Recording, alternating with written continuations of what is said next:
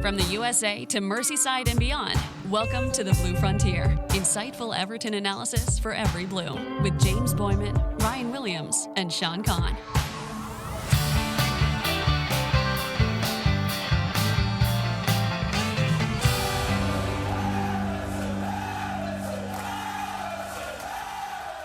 Greetings, Toffees. Welcome back to the Blue Frontier. James here, joined by Shan and Ryan.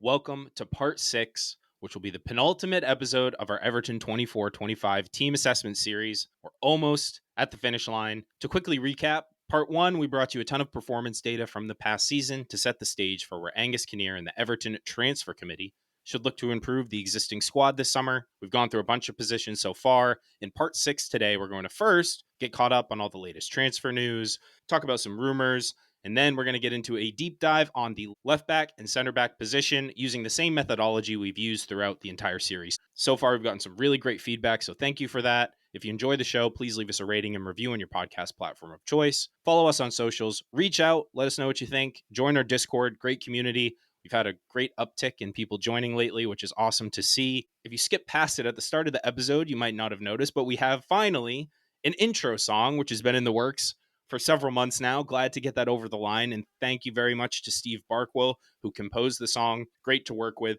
as well as my good friend Laura Lockwood, who is a voice actor who did the voiceover. So thank you to them both. We'll put both of their links in the description. If you need any composition work or voice acting services, highly recommend using them. They are both fantastic. And with that, so we've got some news. There are things in the works and excited to talk about them. Well, I think the first news item is that Steve dealt with me in particular and my opinions on music very well. Like, seriously, Steve Barkwell, what a pro. Just the quality of everything that guy does and the professionalism. I mean, I can't endorse that guy enough, and again, putting up with me. The first news I think that we wanted to cover is the release of the new kit. I've expressed myself. I will continue to do that once I hear from maybe a round robin from you guys, but opinions on the kit, in particular, the no sponsorship option, which I think is very interesting. The no sponsorship option is incredible. I think for anybody, I think that has, including myself, that has not ordered the kit just simply because of not disagreements with Steak's philosophy, but just the logo in general and how cartoonish it looks. It is really nice to have now the option to order the kit. I will say, in terms of the Blue Wave, not the biggest fan of it. I appreciate the intro video, but in terms of the actual kit, not.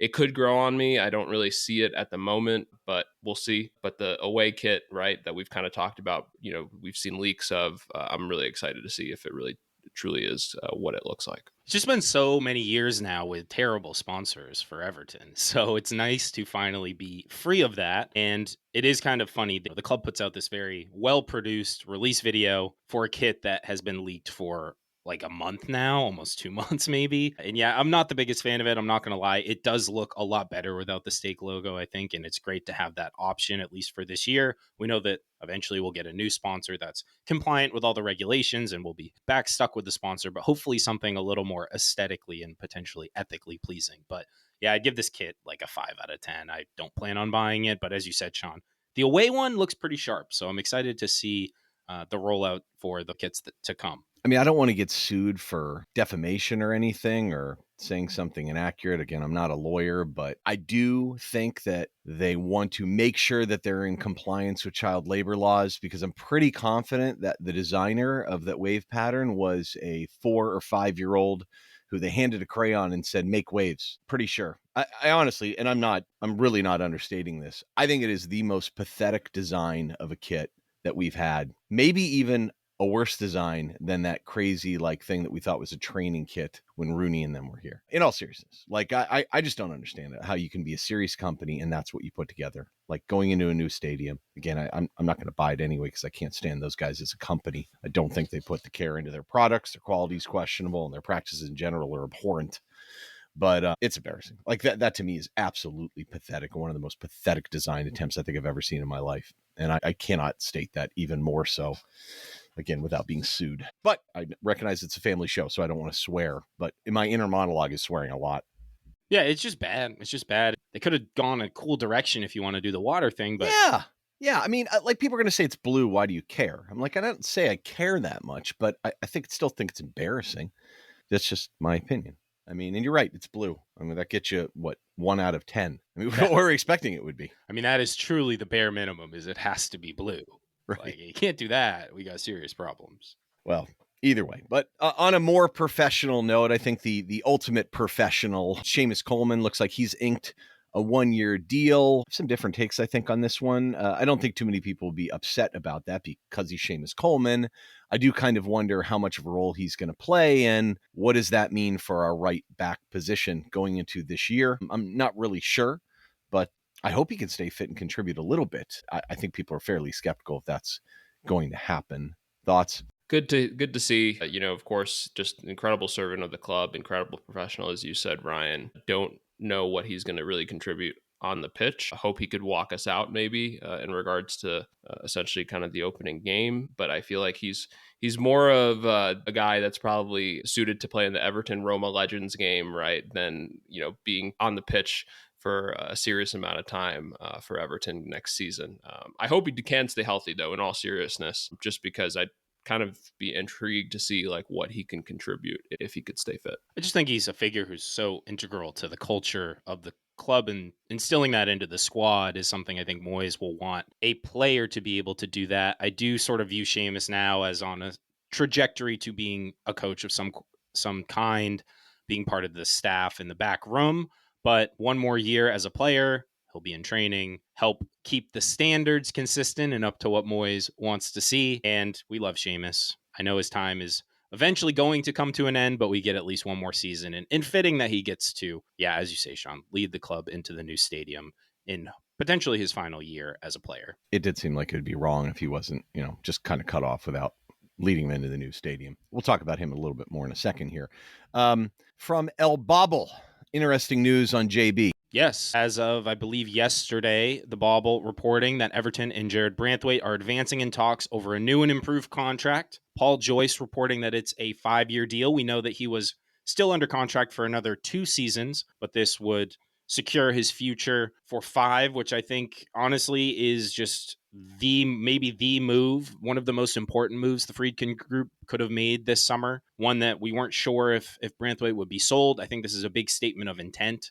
I think they would have had to make a pretty compelling pitch about him being central to their plans over the next few years and the trajectory they want the club to be on. And clearly, I mean, he was on low wages before. This will be a big pay raise for him, and it's entirely well-deserved. So I'm ecstatic about this move. The spine of our defense, absolutely so critically important for a defense that's been very good, one of the strong suits of this Everton team. So he'll remain, and maybe we'll see Tark, maybe we'll see Jake O'Brien, and maybe we'll see some of the guys we'll talk about later on in this episode. I mean, as we've talked about, right, we have a lot of needs going into this window and with the contracts expiring, and of course, just some of the limitations of the squad. So to have somebody like JB, which I don't think going into the summer was a guarantee that he would be, playing for Everton next year, would be a massive boost, right? And as you said, James, a statement of intent for the Friedkin Group, because, you look at just some of these kind of younger profile guys, right? They're high dollars. So to have one on the squad where we don't have to make that investment would go a long way. And I think, James, you were speaking about the spine of the team. Happy 23rd birthday, of course, to Jarrad Branthwaite as well. Paul Joyce talking about a 5-year deal. That is indeed a bit of a statement of intent. But talking about the spine of the team, I think the other one that's probably, for me, the bigger concern, knowing that JB was technically still on contract, is Gana Gueye. Lots of discussions that they're soon going to re-sign. I thought that was what the deal was a week ago, maybe 2 weeks ago. Paul Joyce has said Everton hopeful on Gueye renewal soon. I am also hopeful. I just think, if you can't get this guy done, wow. I don't even want to think about the alternatives. You know what I mean? To me, this is, if there's really a debate over 1 year plus a 1-year option, I think that is utter nonsense. They should go for the 2 years and move on. I cannot believe that's even a debate. The guys show no signs of falling off. Just really kind of irritating to me that hasn't been done. I think that is a fair critique of the club's work so far, including the short term to Charlie. Like, come on, guys, get it done. And that's all Nick Hammond, man. So negotiate, get it done. Maybe it's not. Maybe they're telling him to be a certain way, but I don't think you need to play hardball with this guy, man. If 2 years gets it done, just my opinion. Yeah, and it's concerning. We haven't also seen, talks are intensifying with Ghana, so that, can create some sort of a concern. But yeah, to your point, Ryan, I don't want to think of a world without Ghana going into next season. I think as we've kind of shown in terms of treating Seamus with great respect, giving him a 1-year deal, I don't know why you're playing with any sort of potential fire, right, with somebody like Ghana. I understand he was away with Senegal, so whatnot. But I feel like the fact that it's not been agreed upon right now, right? Of course, as Fabrizio has reported a few weeks ago, I think there were some other sources. Just kind of, one of the things as this new board gets together, it's just like, guys, there are some kind of current priorities that you can take care of, right? The transfer business will come, but this is something that I think needs to be done ASAP. Yeah, it's the tiniest bit concerning. I'm not overly concerned, but because of the reports that came out a few weeks ago saying it was effectively almost done, and now it's kind of seemingly stalled out now for a week or two, I imagine, look, he is getting older. This is probably his last serious contract on decent wages. There's probably something to do with his agent trying to get as much for him as possible, as he has every right to do, and the club protecting their interests as well. But to both of your points, give the guy what he wants at the end of the day. He's just too important to lose and too important to play games with. Like, you want everyone to, they say in negotiation, both parties are not going to be totally happy. I just want Ghana to be happy, and I want him playing for Everton next season. He's too good. I mean, there are no free agents on the market that are as good as this guy. There just aren't. I mean, he's a top 10 midfielder in the entire league, legitimately, like objectively, the information, the data says it. I actually believe that, considering how much he had to do. Okay, enough of what we currently have, although we don't technically have Ghana, so maybe I misspoke there a little bit. But let's talk about transfer rumors before we really get into left backs and center backs. All right, lots of talks about negotiations intensifying. So sorry, that was my Baroque attempt to, reflect that. Thierno Barry, Santi Aruna tweeted out that Everton are confident to seal the deal on him in the next couple days, and the striker wants to join the Toffees. Paul Joyce again mentioned the intensifying. We talked about him quite a bit. My take has always been that I think he's a wonderful prospect. The release clause is sizable, but I actually don't think it's outrageous. I think it's 40 million euros. That's not a crazy number for me for this guy. So I just still have a little bit of question as why you're allocating resources now to this position when there are greater needs. But, again, it would make sense to let Beto go next summer, work Barry in. It's just a lot of money to allocate to a position that's not necessarily an immediate need. But maybe you think this guy has a chance to be world-class, and I actually think he does. I mean, you talked about him on the pod in detail. I'm curious what you guys think. It just seems like center forward has been such a priority, and I just kind of don't know why it necessarily needs to be now versus this summer. So, Ryan, I did see some reports on them trying to negotiate below the release clause, right? So it would be interesting to kind of see if they're able to get him, let's just say, at 30 million, right? I don't think it'll be much lower, though. It wouldn't be much less. It's okay to try. Yeah, I do think they'll be somewhat successful in getting him if they do at the 30 to 35 million range.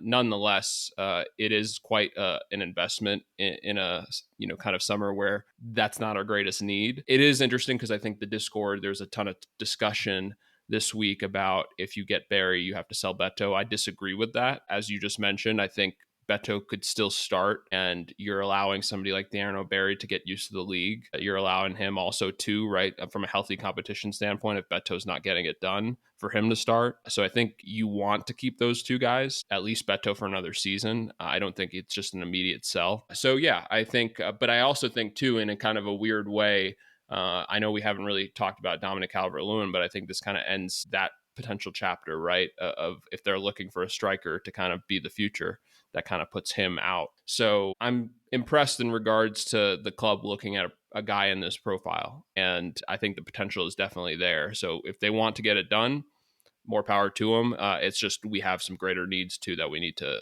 address. Yeah, and I think the club should be aware of that. I mean, Kinnear and company should know the priorities. So to me, it says if you're looking to allocate these type of resources to a position that is not essential, that they're prepared to also allocate the necessary resources to those positions.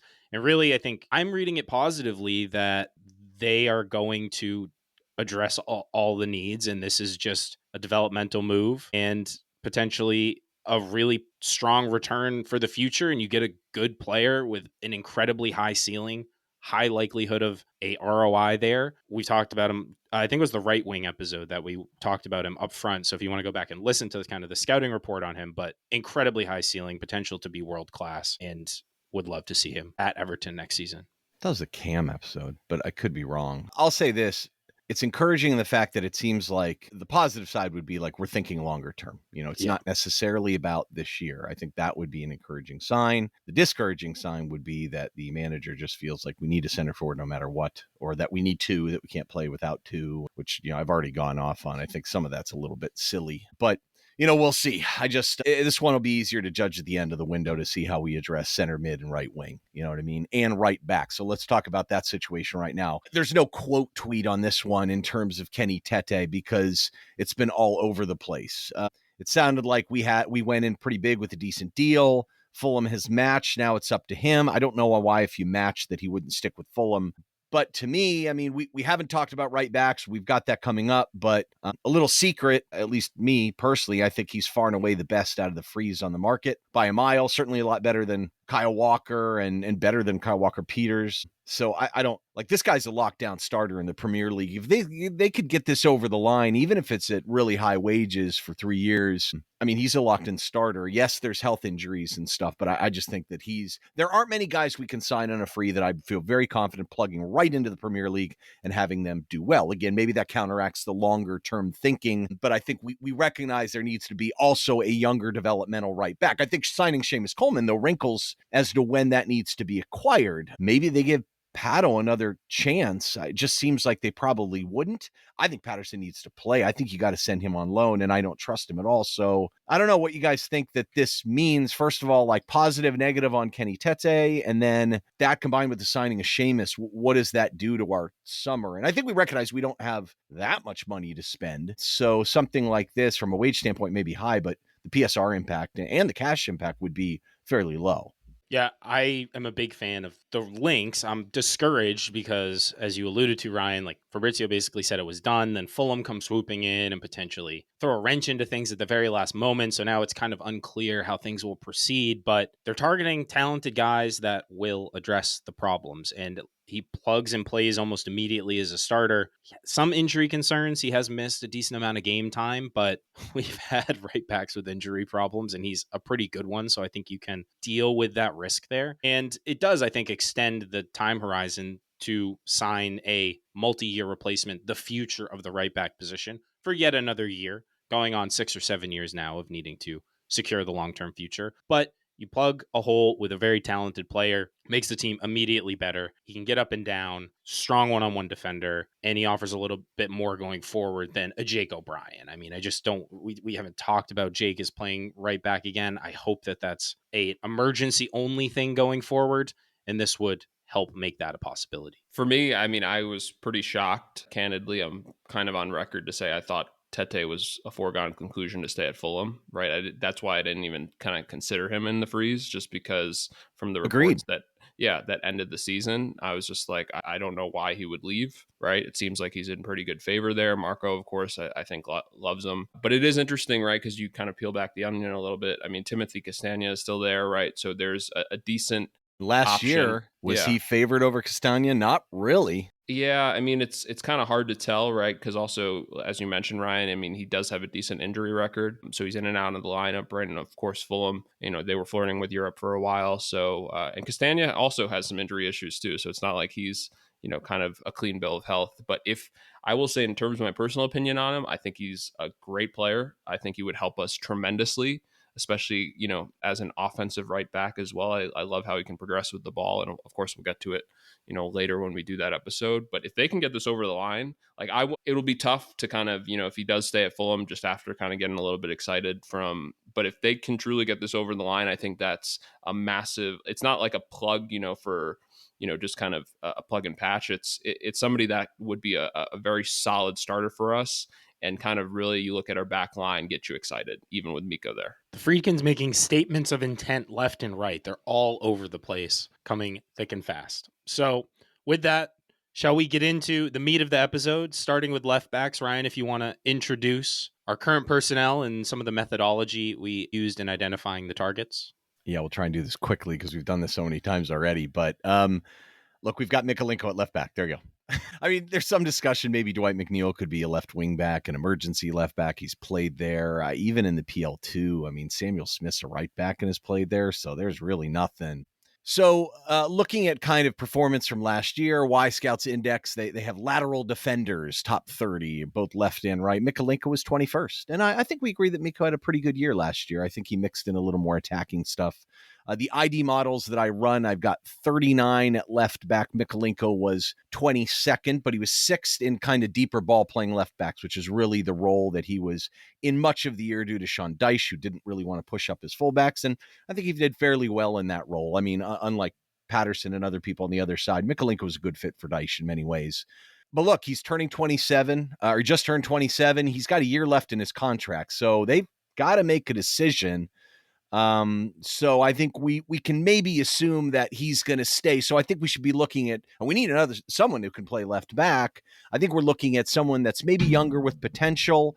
We can look at other options too, but I don't necessarily think we need an amazing player there. I mean, I'd love it if we went big there, to be perfectly honest. I don't think Mykolenko is all that great, but I think that's not logical. I think we maybe want to look for someone that can push him a bit, maybe offer something a little bit different. And so when we did our team analysis in the first episode, we talked about the needs. So out of the 7, we've got 2, 3, 4, and 6 on here.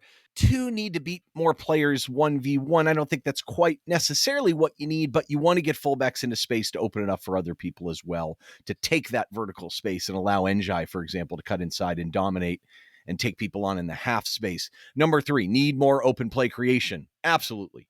I mean, Mykolenko showed that he can cross the ball a little bit, but it's not fluid. I mean, he's got to be wide open to do it. And it's not consistent, and it's not his natural ability.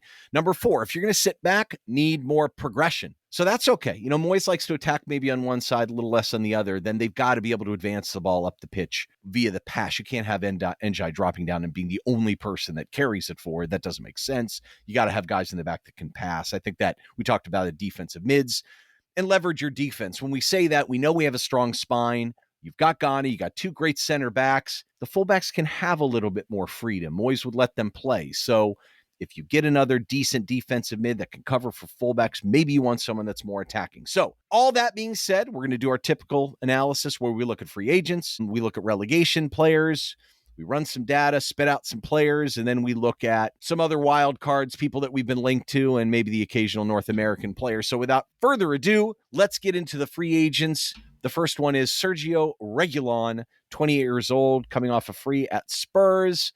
Rumors of Monaco. Thoughts on him real quickly. I guess the other one I'll link in there too. He's older.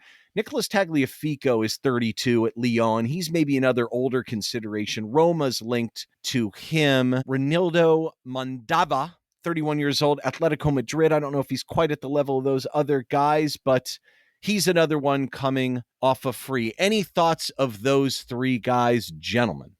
Yeah, so I would say no on all of them. Reguilon is it's so funny, right? You think a few years ago, he was kind of like an up-and-comer, just somebody that was exciting and just it kind of, a bunch of loan spells, and it just really hasn't worked out for him.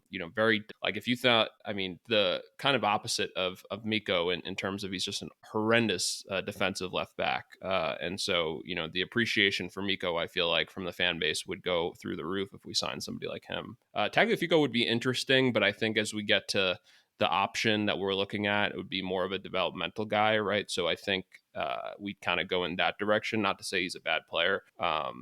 Kyle Walker-Peters, I think, would be in a nice option, but once again, I think he'd want to play, and I think the wages that he'd want would kind of price us out. And of course, for us, I think we're in agreement, right? We'd rather have Kenny Tete than somebody like Kyle Walker-Peters, just one from the fit, but then we don't need the versatility of him having to play 2 positions. So in terms of the freeze, I don't really see it. Yeah, I also didn't mention Junior Firpo. He was on the list initially. It looks like he's going to join Real Betis. Mm-hmm. I think that's an almost done deal.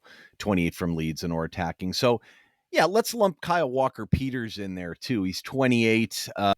He's really a right back, but he's shown versatility. I think if you link him in with those other guys, I think his ability to play both sides is maybe attractive if you just want a filler and you don't want to go with kind of that young player. We don't really have a left back. I think Tagliafico is a guy you'd plug into play right away. You know what I mean? Reguilon, boy, what a shame, right? I mean, it just seemed like maybe as a wing back. I don't know. James, what are your thoughts? Any of these guys sound like an attractive proposition or just not really a fit of what you would expect us to do?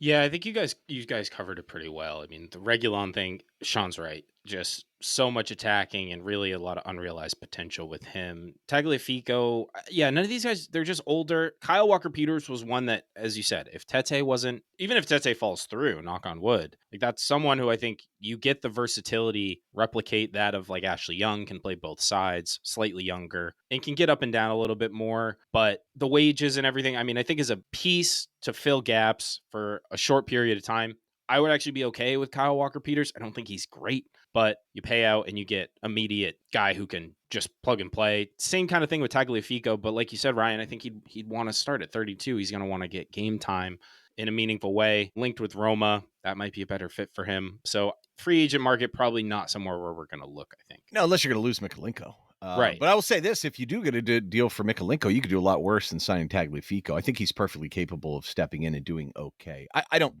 Kyle Walker-Peters, I appreciate as a player, but I think he's asking for big wages, and I don't see him as a good starter, frankly, in the Premier League. I don't put him in the same league as Kenny Tete. I think Tete is a much better player, and I appreciate Walker-Peters, what he does. If he was maybe a little bigger, stronger, more athletic, maybe. All right, let's go through the relegation guys. I think there's some interesting names in here. Let's first start with Mika Marmol, 23 years old, left back, characterized as a bit of a center back from Las Palmas. Release clause of 10 million euros. I know Barca has a resale percentage. Roma was after him. I mean, he looks way more athletic than someone I would have heard characterized as a possible center back. Serves the ball very well, too. Definitely some willingness to get up and down the pitch. I mean, you could do a lot worse. The problem with these guys are it's kind of like a lot of these guys would be interesting. And, you don't have to plug and play them right away. So, which one of these guys would be interesting? I'm curious what you guys' thoughts are here. After having watched them a little bit closer, I'm kind of like, don't understand where the center back stuff's coming from. Yeah, so I think where the center back stuff is coming from, Ryan, is just from the video that I watched from him. It seems like some of what you see is in the center of the field. So it's just more from a positional standpoint. You can see that I don't know, it's just one of those things where I feel like he feels a little bit more comfortable centrally at times.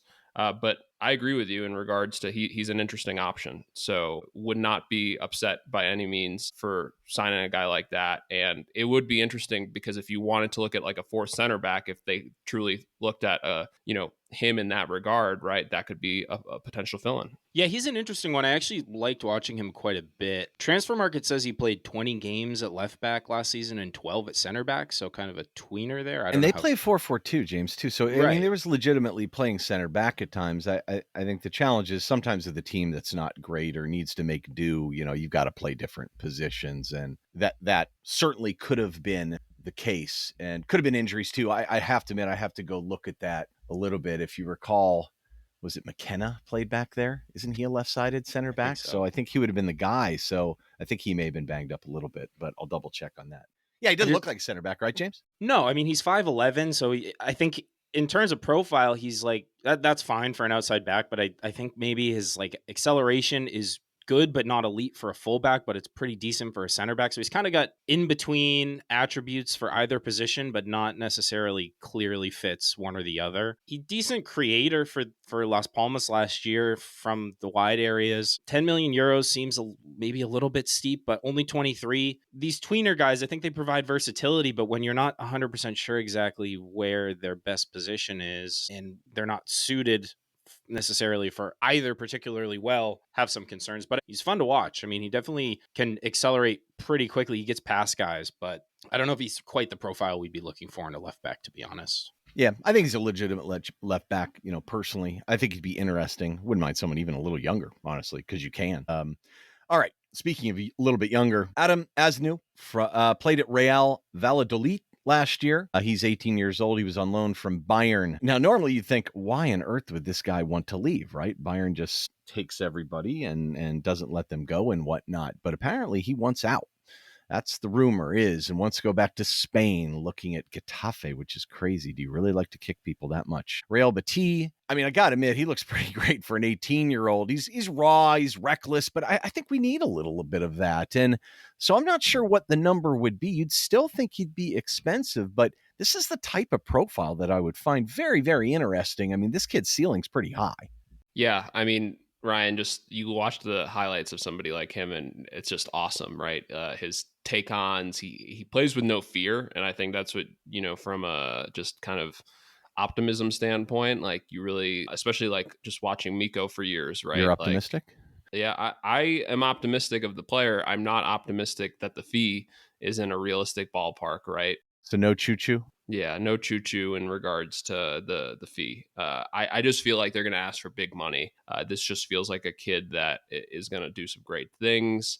And I think just also too, I don't think we have the room to splash the cash, right, for a guy that we're going to have to develop, right, and he's 18, right? So to ask him to kind of be a starter right off the bat, I think would be a very tough ask. But love the profile, love the inclusion.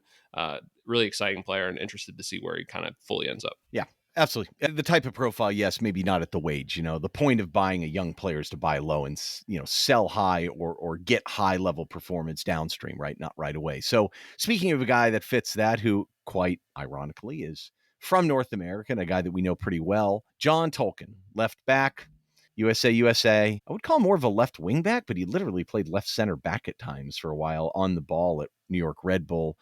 Moved to Holstein Kiel in Germany. They were since relegated. He came over on, I think it was under 3 million euros. There's a release clause, I think, that isn't real massive. I think there's a sell on, though, in particular, too. So there's some complications, but he'd probably be relatively cheap. Some concerns about size here. Kid's got a motor, though, right? I mean, Sean, you know this player pretty well. Yeah, as an avid New York Red Bull fan, I have a very big soft spot in my heart for John Tolkin, and of course played so many years there, right? So wasn't one of the MLS players that just demanded to leave. I think he left at the right time.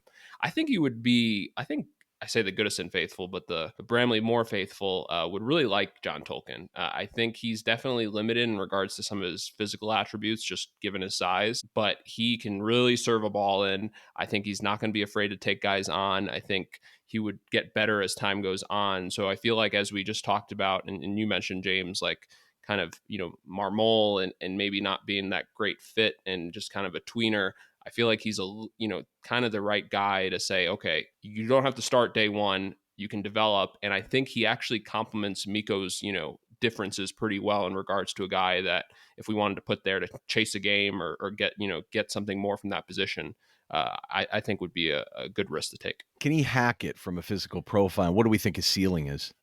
That's kind of my concern with him. I mean, he played less than 1,000 minutes in the Bundesliga last year, so not a ton of time, kind of unproven at a top European level. Has a lot of the attributes, but I think that just a little short on maybe the athleticism. I do think because he'd be so cheap, it's kind of a low-risk move that could pay off. I'm honestly not sure what his ceiling is. I think he probably still needs a little more time. Maybe he'll go to another Bundesliga team.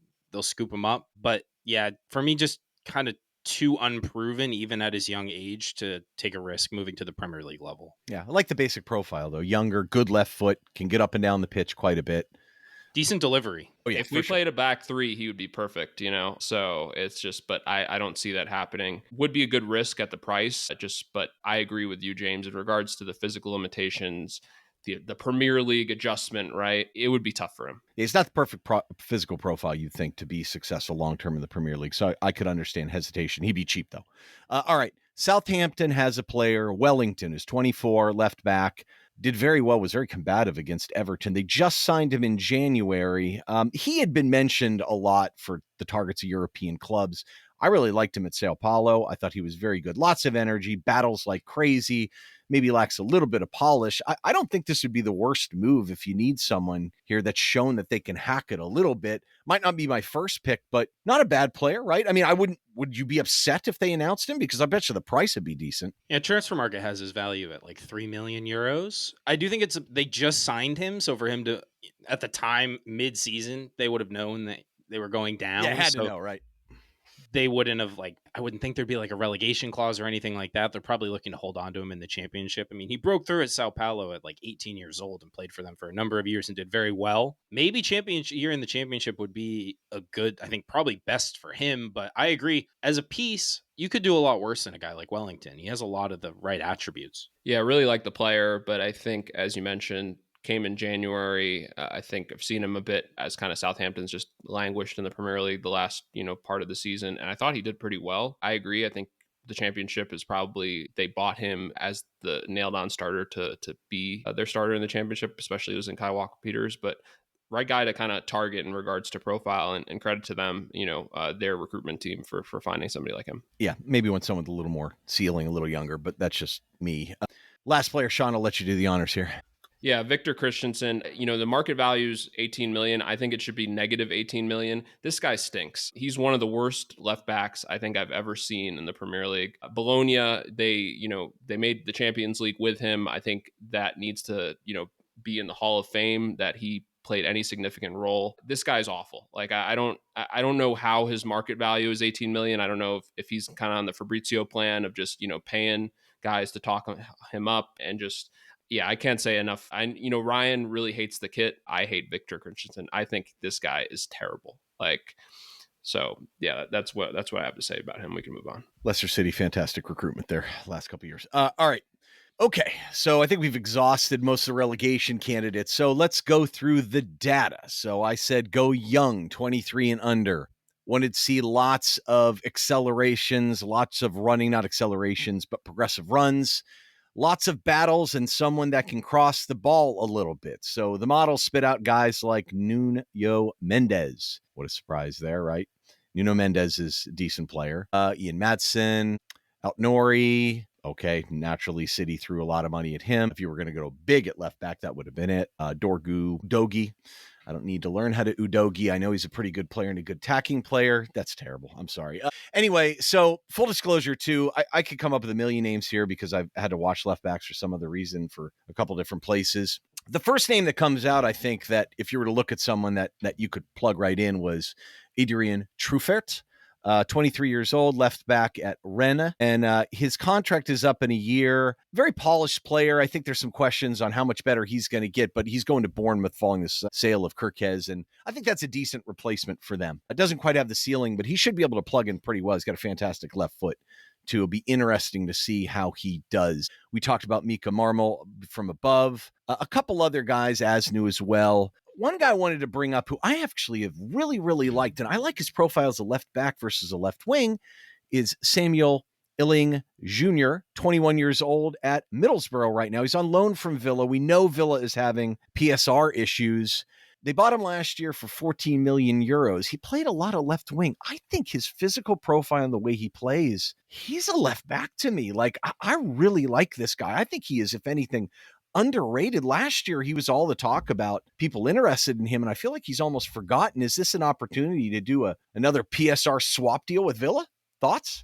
I do like the player. Very fun to watch. Pretty dynamic. You talk about taking on players one-on-one. He likes to do that. He's got a lot of tricks up his sleeve. I think you're onto something, Ryan, with him profiling better as a left back, but it seems like last season with Middlesbrough was really the first time he ever played meaningful minutes at left back. So you took him on as a developmental future, loan him back somewhere. I do think he could develop those skills, probably more so on the defensive side of the ball, but you've got a guy who knows how to get forward and could turn into I think a guy with a really, really high ceiling. Doesn't solve any immediate need or provide necessarily the depth I think we might want, but if you're looking 2-3 years down the line and you want to try to kind of remold a player into a different position, I think that would be a very smart move for Everton. I'd be interested where he thinks he kind of profiles best, kind of playing, both, as you mentioned, James. Yeah, I think Ryan, to get a PSR deal, right, see kind of what the price would be, it's worth knocking the door, intensifying the talks, if you will. So I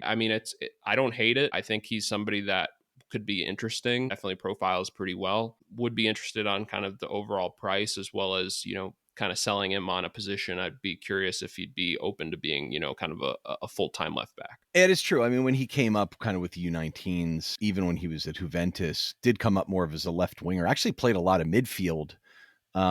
Juventus did try him quite a bit though at left back. I mean, even if they tried him in elsewhere. Yeah, I believe this is like the type of guy that you could maybe get that could be an absolute superstar. And so worst case scenario, maybe he's still useful as a tweener as well. I think it's all interesting. I just love the physical profile too and some of the skill work. And when you got feet like that at that length and strength, I mean, he looks good in 1v1 defending, Yeah. And plus you give him a year to sit back there and play and you could still utilize him. I think you do a lot worse. Okay. Alexander Pras, 24 years old, Hoffenheim's. They signed him last summer, longer term deal, probably not going to move. He's a decent player, but this just doesn't seem like kind of the quite guy, but I brought him up. Just curious if you guys had any opinions about him. I'm just a little surprised I haven't heard a lot more about him moving, even though he was just signed, because Hoffenheim, we know, is not exactly in the greatest financial shape. This guy's jawline is crazy. He's got like one of the sharpest jawlines I think I've ever seen. It's Sign him up. unbelievable. Sign him. Yeah, other than that, I mean, he's a reasonably progressive player. Maybe you could get a deal, take advantage of a club in dire straits, but I don't think he's that good. At that age, I just don't really see the ceiling for him, to be honest, at the Premier League level. So I'd probably pass. Yeah, I think that's a good example of a guy that looks good in the data, but when you really kind of unpackage it, yeah, he fit our model, just turned 24. But this is one where, look, the data is not everything, I mean, really, I don't think he's a great fit either. Josh Doig, 22 years old at Sassuolo. This is a guy that I really liked a couple years ago because he was playing at a relatively high level at a very young age. Love his length. He's tall. There's lots of bits and pieces you see that you really like from this guy. I don't know. Lots of rumors for him. Juventus, Lazio, Celtic. There was one point I was like, yeah, I'd love to get this guy. He'd be perfect to kind of slot in there. I think he could play both sides a little bit too.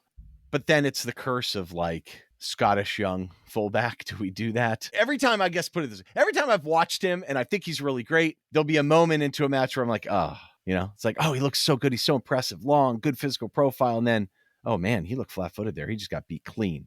I think he's got a little ways to go, but it's kind of the profile that you might find interesting. And some of his physicality, I think, might translate in the Premier League a bit. Yeah, I mean, he could strike a ball. That is for certain. I was really impressed on that. I don't, Ryan, I think it's a little bit of Nathan Patterson PTSD with just kind of these young. It's like it's unfair to put on him per se. I think also too, I'm just more excited about some of the other guys on this list. Versus age is in a perfect spot. I think Sassuolo is getting promoted this season, right? But as you mentioned, they. His interest is there just simply because of the age, and he's got some raw tools that would attract some of these clubs that I don't see it. Yeah, I mean, he played over 2,000 minutes for them in their promotion campaign. So, a key contributor. I almost think someone in Serie A mid-table might try to scoop him up, or he'll just stay and try his trade again at the top division level in Italy. I don't think that would be the worst move for him. Don't really see it for Everton, though. A couple guys real quick. Julio Soler, 20 years old, Bournemouth. He moved from Lanús for 8 million euros in the winter. He's probably not going anywhere, but that's the type of guy that we should get. You know what I mean? But get the guy from Argentina first. There's no way. I mean, he'd be expensive. And I think in their particular situation, they're comfortable with him sitting behind, That's a good example though, Ryan, of a club doing it right, For sure. So that's what their recruitment's been fantastic. Yeah. It really ironically with the sporting director from Roma, which is very interesting. Okay. Cody Drama, 23 years old, Hull City. This is a guy that came out in the data. And I mean, I've watched him play a bit. I just don't think he's good enough. I mean, he's just super active. He's got length. He runs around like a maniac. I just don't. Kid from Leeds is probably a better player in terms of looking at championship players, and I wouldn't pay that much money for him. So I don't think this is a go at all, but I've heard his name mentioned a lot. Let's move into these last two guys. All right. Two guys that I really liked, who I had watched in the past too, that's shown through in the data. So first one is Vanderlan, 22 years old from Palmeiras. I mean, this guy's athletic and not an undersized guy. He can really defend. He's super quick. He can accelerate. He's got feet, chases guys down. Not overpowered, but he's not some reckless moron out there too. He gets a little sloppy because he's trying to play fast.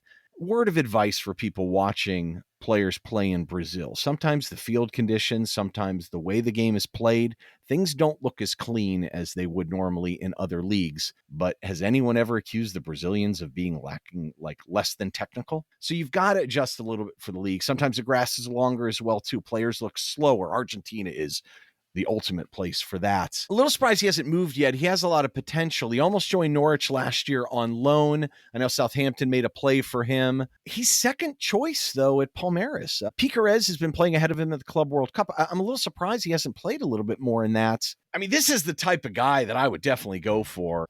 I actually like him quite a bit as well. The athleticism is absolutely there, and the pace and stamina is absolutely there to get up and down. You want kind a of guy jumps getting out, forward. right, James? Yes, 100%. He can get forward. He can cross the ball accurately. I just think some of the things that are, I guess, shortcomings in his game are things that develop over time, like some positioning lapses, inconsistency, and just the defensive tactical awareness is not quite at that level yet. And he can get overpowered sometimes in duels, but ultimately it comes down to him being still a little bit raw at that age, which is totally natural. As a prospect, he ticks a lot of the boxes that you'd want to see, and things that I think you can correct and improve with him. Would be relatively cheap. Again, you're talking about going direct to South America, what we should be doing, what we should have been doing for a long time. I would be another one that we've talked about in previous episodes. If we're going direct to South America and trying to open that pipeline in itself is very encouraging. Identifying the right targets, I think Vanderlan's one of them. Yeah, and I think he would also help our average height at 6 foot, right? So it's just, that seems to be a point of conversation at all times. But in all seriousness, no, Not for me. No, I know, not for you. Of course not. I think he's pretty well-rounded, right? I love, I think he's pretty calm, as we talked about some of these kind of reckless South Americans in regards to the profiles. I just feel like he's somebody that has good feet. I like the progression, his vision in regards to, I think, seeing the field is pretty good. Quickness is there. So I feel like he would be a great player to look at. I know the market value says 3.5 million, even if it's 5 to 7, right? Somewhere around that range for a guy like that could probably be your starter one day, I think is worth it. Right. And we just talked about Jelleur, right, at Bournemouth. It's just, these are the type of guys you need to invest in and understand you're not going to get the return, year one, but year 2, year 3, right, you're going to see it. Yeah, and I think physical attributes to allow him to battle and at least compete a little bit in the Premier League right away too, because that is a concern. You got to recognize the league you're in.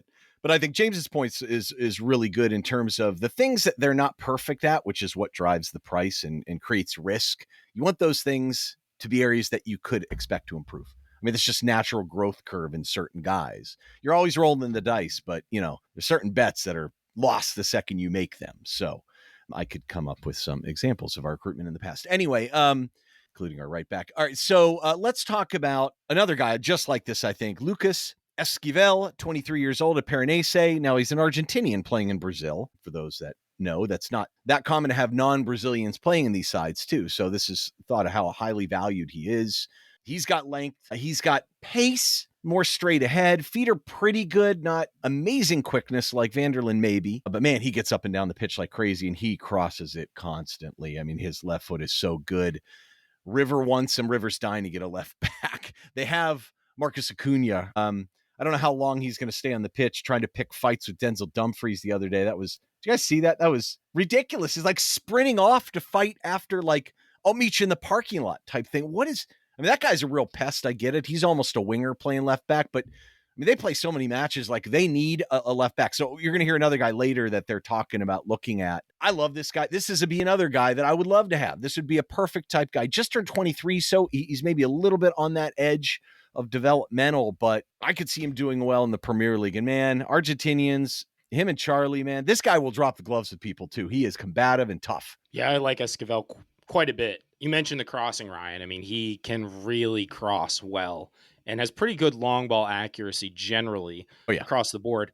Also has demonstrated, he's still kind of adjusting to the Brazilian league after moving from Argentina, but nevertheless had a pretty consistently high standard playing for Paranense last year. I do think, the physicality of the Premier League game might be a challenge to adjust to, and adjusting to multiple leagues over just a couple years would be a challenge, but crazy high ceiling would help us in attack, bring those attributes that we want and haven't seen in a left back to Everton. So I'd be hugely in favor of bringing someone like him in. Can't really add much more. I agree with both of you guys. It would be fun to get one of these two guys in because I think that would really, be another statement of intent in regards to the developmental piece of this club.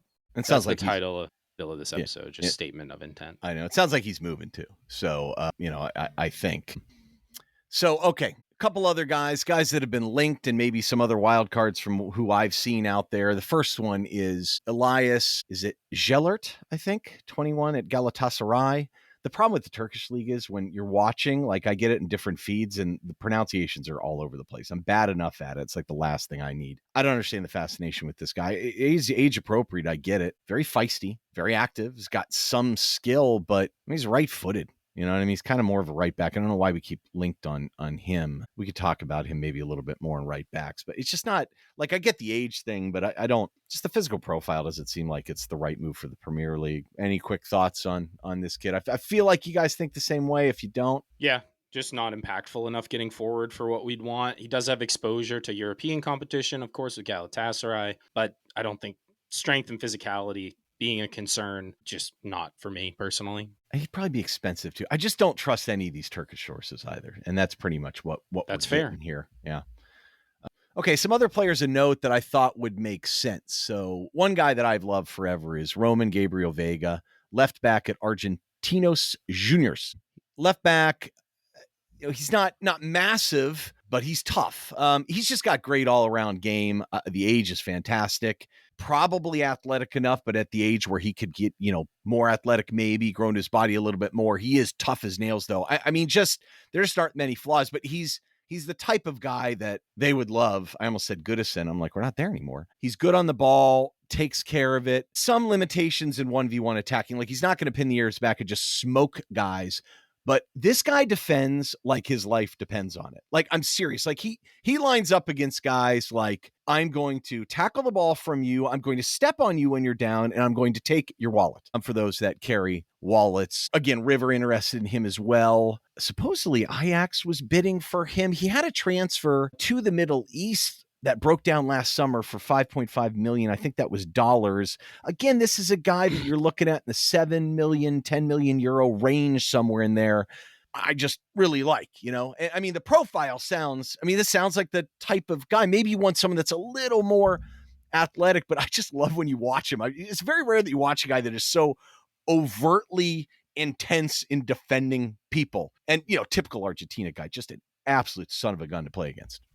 I also like this Vega quite a bit. I do think, honestly, a move to a club like Ajax, because he is so good in possession, I think he could really help a team that's going to be on the ball a little bit more. I don't know if he would be the best fit for Everton in this kind of transitory period. Great prospect, and he will be a name that people will hear in the coming years because he has all the tools and is really quite refined for just 20 years old. I mean, if we had the money, it'd be definitely worth buying and then loaning, right? Just as you mentioned, James, get to a league, right, where he can kind of work on some of those things. But yeah, good profile. And once again, just these South Americans profile really well in regards to a developmental piece for Everton. Yeah, another guy too that profiles like that is Jelleur Chavez, 23 years old. He's at Lens now. I loved him at IDV. Abahi, I loved him too. Just power and pace. Like, this is a guy, you want a physical profile, this is your guy. Lens exercised his option last summer. He could be a little sloppy in the ball at times, but I don't know how often you guys have seen this guy, but I felt like I had to add him on the list. I was really high on him a couple of years ago. I'm not surprised that he moved on to Brazil and still could hang there with a kind of a mid-table type team. I just would love for us to have better physical athletes out there. And I think Moyes cares about that. And you're buying down on risk a little bit for a guy that's already played kind of in Ligue 1. Just a thought. I mean, he's the type of profile that he's young enough to still develop. And I think that could make a transition into the Premier League. There are lots of guys like this, but I do like him. And he's one that I've watched. Profile sounds about right. Yeah, really like how loves to overlap. Pretty good crosser of the ball. As you mentioned, Ryan, a little bit of risk mitigation in that he's playing in Ligue 1 already. Defensive positioning is pretty good. He can break up play pretty well. I think maybe, honestly, still needs a little more development on the physical side, but overall, at that age, again, another one. So there are a number of pretty good options here, I'd say. Yeah. I mean, and I just feel like fullback, too, you can put someone in if you're willing to get them up and down the pitch a little bit, inject some youth that could be helpful, especially later in games, too, unless you move to White McNeil there, I suppose. North American guys. So a couple names worth mentioning. Caleb Wiley, 20 years old. He was at Watford this past year on loan from Chelsea. He's had some injury stuff. They bought him for €8 million. I think this player is going to be a future very good player. I thought he was fairly basic. His first year he came up with Atlanta. I almost said Atalanta. That's when you know you've been watching too much international football. His second year at Atlanta, suddenly you just saw all the polish and all like it just looked more like a footballer rather than an athlete. And when you see stuff like that, a jump like that quickly, you think got all the physical tools. Just is Chelsea going to move him? What is Chelsea going to do with all these young players? May I ask?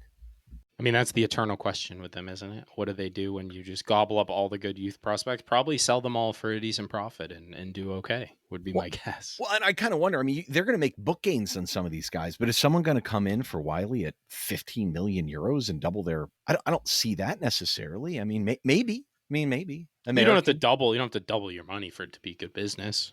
I mean, I wouldn't be adverse throwing €10 million against a player like this. I agree. I mean, I think it'd be, and honestly, they'd probably be open to it. And our needs are definitely greater at that position than Chelsea's are. So, I mean, there are a couple of kind of MLS options too. Like I'll jump around here a little. Peyton Miller, 17-year-old from New England. It's probably a little early for him, but I mean, Spurs are talking about bringing him into their PL2, but that's a guy to keep your eye on as an American.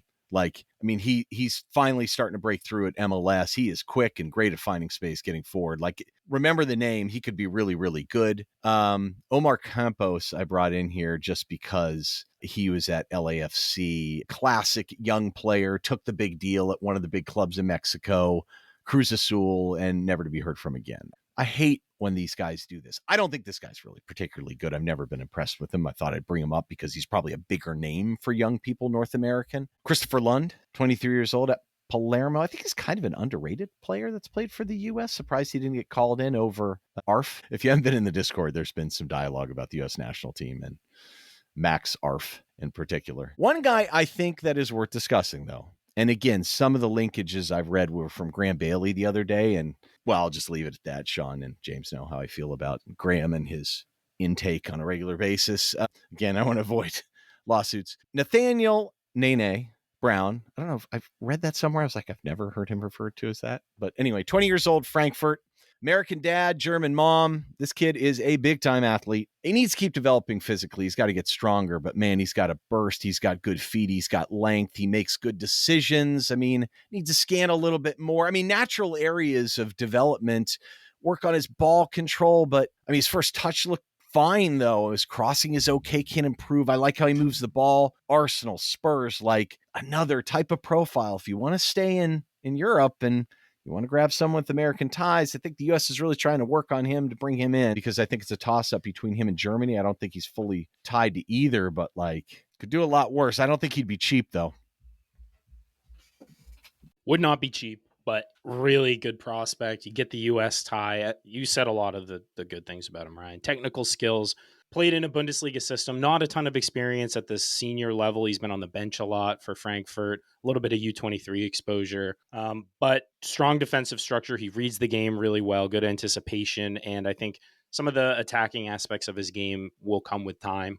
Really good prospect in my mind and near the top of my list, to be honest, in this position. Yeah, agreed. I mean, I think the skills are there. I like, as you mentioned, Ryan, I think he makes good decisions. I see that. I see the athleticism. So it's just another guy that I think, you talk about Caleb Wiley making that jump, right? I could see him doing that as well for Frankfurt. The price would be interesting because I feel like that, in terms of the American tax could be quite high. Okay.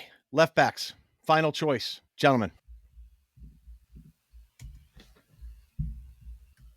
I got to say, I got to go with the South American route, both just as an aspirational future state thing for Everton and the fact that I think these guys are both pretty good. Vanderlan, probably my top choice. Esquivel would be number 2. Yeah, I mean, I hate to copy James, but I would say the same. But I would also would not be upset if the club went for John Tolkin. So just saying. I really like Gilling Jr. I mean, I think he's the type. There's a little less risk there too. I just think he's underrated. I wonder if you could even get a loan to buy or something with Villa as long as it hit it in the right time period. I just think there's opportunities there where Everton's in good financial standing. Maybe they could do it and pitch them someone else over the fence. I don't know what that looks like.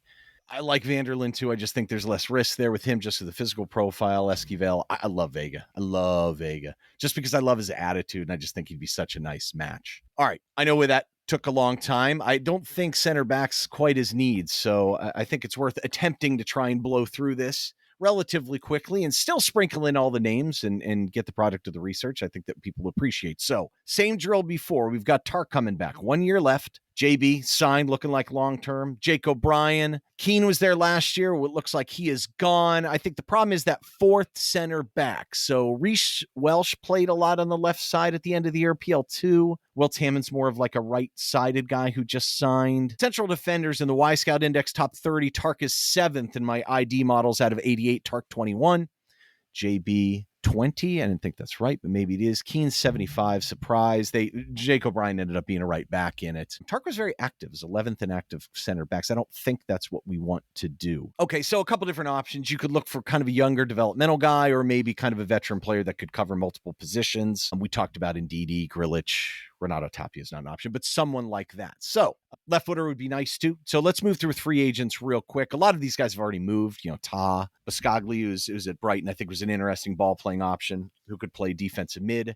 Victor Lindelhoff, 30 years old. I assume this guy's going to want to play somewhere. I don't think he's that bad, but Wolves, Benfica, Fenerbahce, maybe a lazy Mourinho link. I'll rattle off a couple more names, see if any of these guys you're in love with.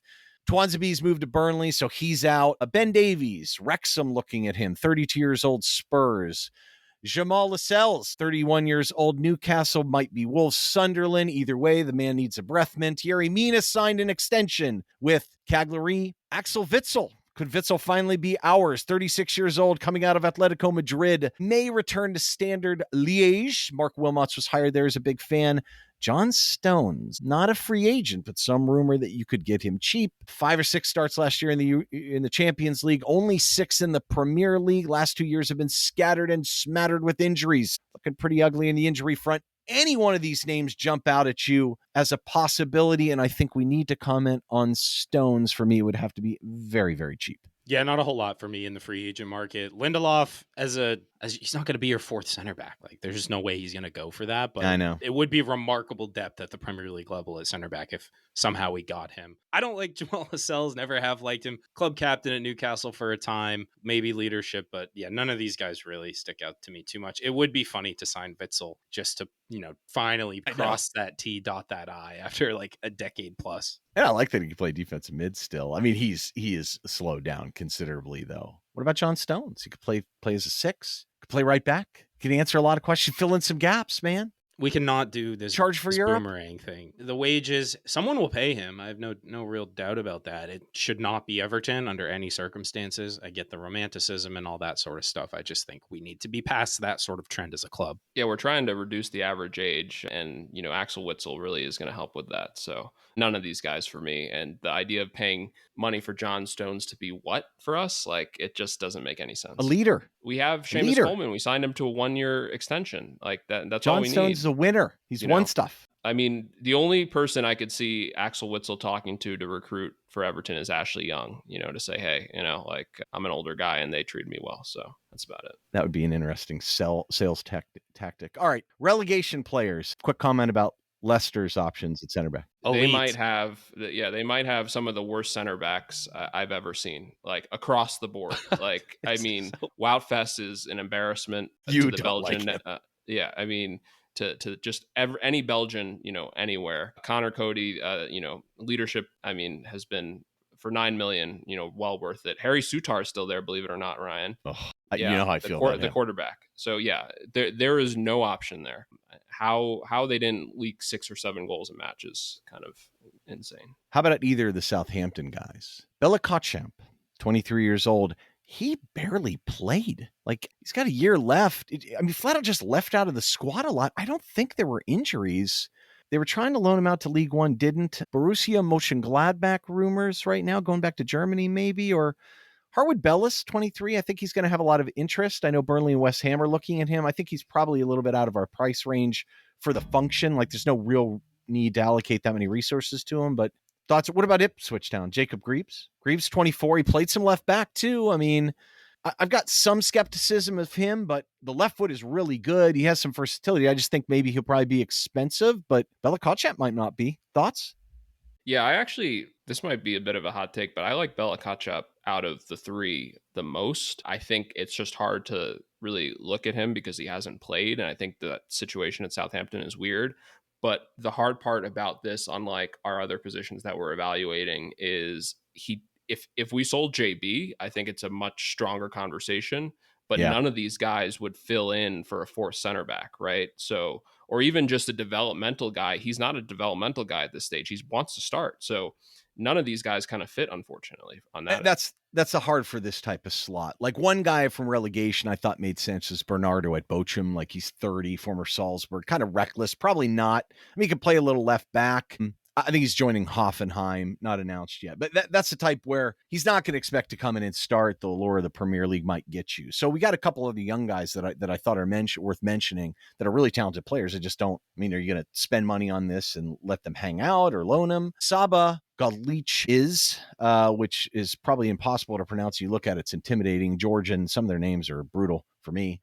20 years old, center back, 6'4", right footer, played right back a lot at Empoli. And I mean, really looks aggressive. I quite like him. I think Udinese are trying to get him to replace their departed center back. He's a bit raw, but like this is the type of guy to be awesome. But again, they're not going to be cheap. And I think Thiago Palacios is 22 at Monza, who is on loan from Inter, is the same type of player. Like I don't like him quite as much, but he's long, he's left-footed, skinny, you know what I mean? But he's combative. And yeah, I mean, this is the type of guy that you'd loan in if you were a lower club and needed someone to slot in and they needed minutes, because I don't think he's ready to contribute to Inter. But that's kind of the conundrum with this position, right? I mean, to get someone like this, you're going to allocate probably more resources than you would really need to, unless you can get someone that kind of play multiple positions. You know what I mean? I mean, don't we kind of agree that it's tricky? Yeah, it's really nail on the head. You need to find the exact kind of right fit, age, everything. And there is talent on the market, but we spent a ton on Jake O'Brien last year and still have, I mean, it was a good deal, but a significant outlay, and still haven't really seen him play the position we signed him to play. So you're not going to bring in another guy when there's so many other holes to fill. But these guys are all very talented. Palacios is an interesting one, but I just don't really see us doing this kind of deal this summer. It just doesn't make sense. So a couple other fun names that I just came across was Isaac Torre at Udinese, 22. He is every bit of 6'9". He was on loan from Lorient, but he blew out his knee. Otherwise, that would be hilarious. Wenderson Tsunami, 29 years old, not even close to the level, but I mean, his name is Tsunami. Like, the kits you would sell for... I'm right. Well, they already blew that with the stupid design that was done by a 5-year-old with a crayon. Had they done something more dramatic and better, this is your guy. Like, what are we doing here, marketing team? Sheesh. I mean, if you're going to be Americans at least. Of the linked guys, I got 3 guys here. I'll let you guys roll through them real quickly. I have no interest in any of these guys, but it's worth talking about them briefly. Yeah, so in terms of the link guys, Maxime Esteve, 22 at Burnley, we've been linked with him before. I think he would have been an interesting replacement for JB had he gone. So kind of, but of course, just as even a third center back, just the guy's going to start, and he's that. I think he's good enough to do that. Andrew Omid, I'm not going to even try to pronounce this one. He's played exercises by Strasbourg, exercises by option for $8 million. Right-sided player 2. If you remember the name, he played for Norwich and Forest. Didn't play that much. Achilles issue. I don't think he's very good, in my opinion. So I think he would be even at a fair price, just not. Isn't it Omo Bamidele? It's fun to say, really. It just rattles off the... Not good enough, though. No. Yeah, I mean, not good enough. I mean, the exercise is buy option for €8 million, so clearly someone's after him. Do you guys really like Esteve? I don't trust him at all. I am really skeptical of any... Now, granted, he had to play in a very disorganized system and play up higher in the pitch, but I am always skeptical of a guy that struggles with what's behind him. And again, maybe you're playing him out of... Maybe you wouldn't deal with that as much. I mean, Jake O'Brien struggled to, see what was behind him for a while, right? So that's true. That's true. I mean, it's fair criticism. It is. He's going to be expensive either way. But, for sure. I just think he's a little bit overrated. What about Jerome Opoku, 26? Is this another crazy Turkish link? Certainly seems like it, yeah. I mean, the Turkish journalists do love silly season so very much. Left-footed, sure, can occasionally play left back. He's English. What a weird link, isn't it?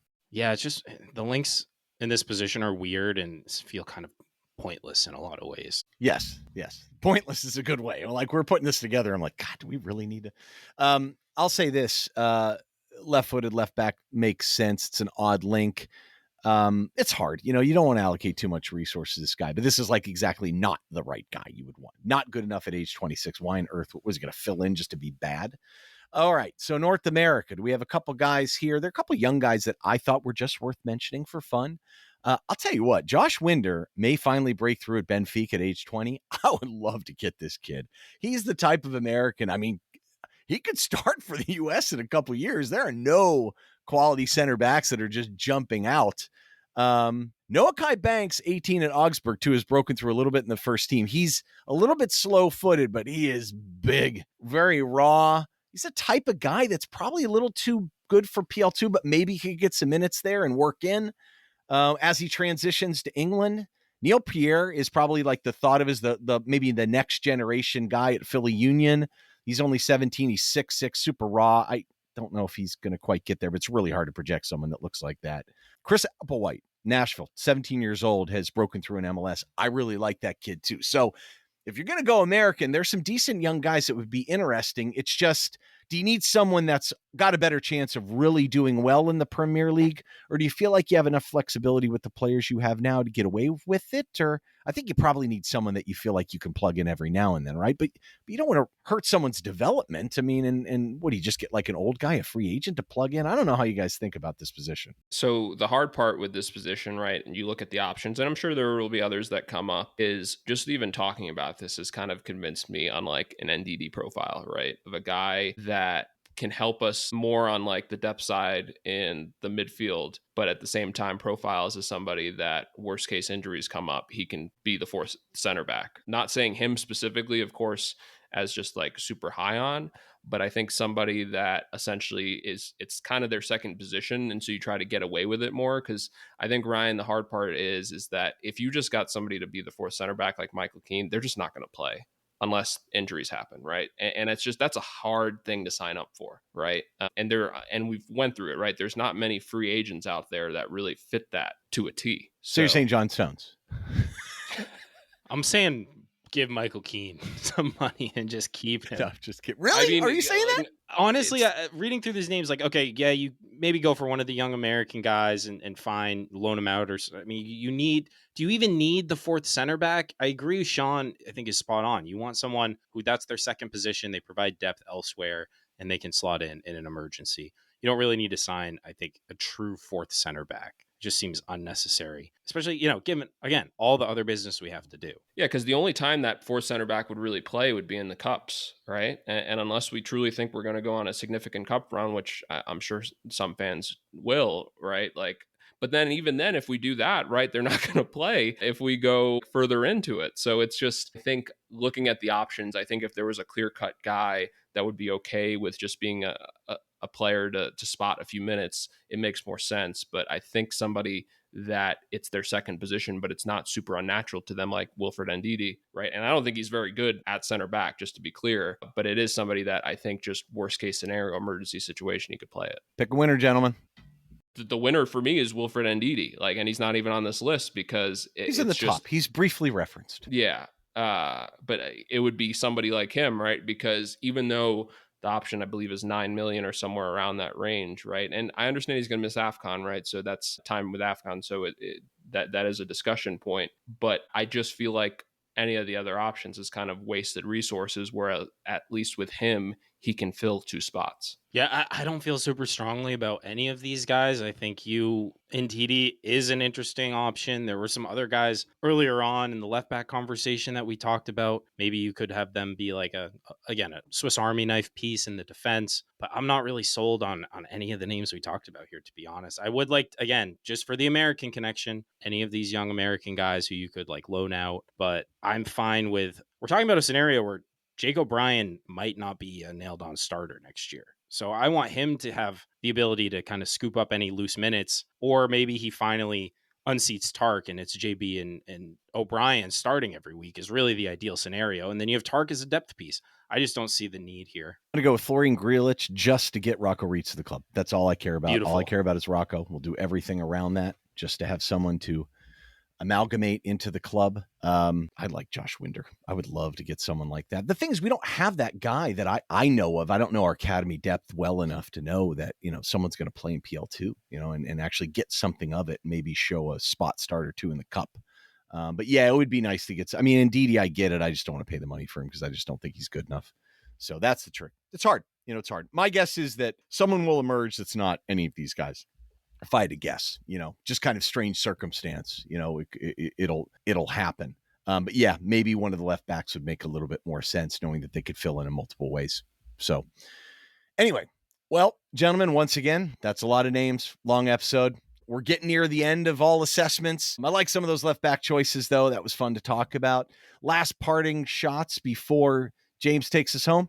No, it's nice to talk about positions that we're not in true need of. And so it's kind of a unique exercise in that regard, because I feel like the other guys have been just, pure future investments.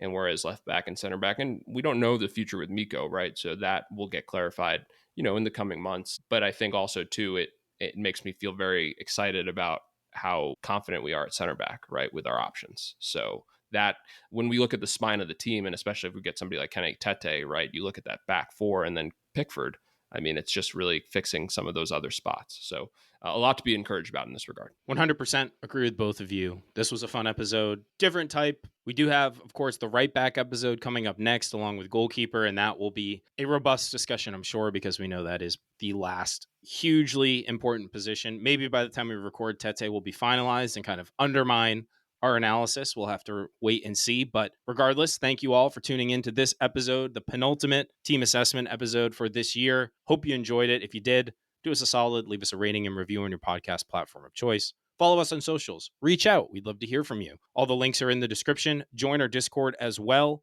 Otherwise, until next time, up the Toffees.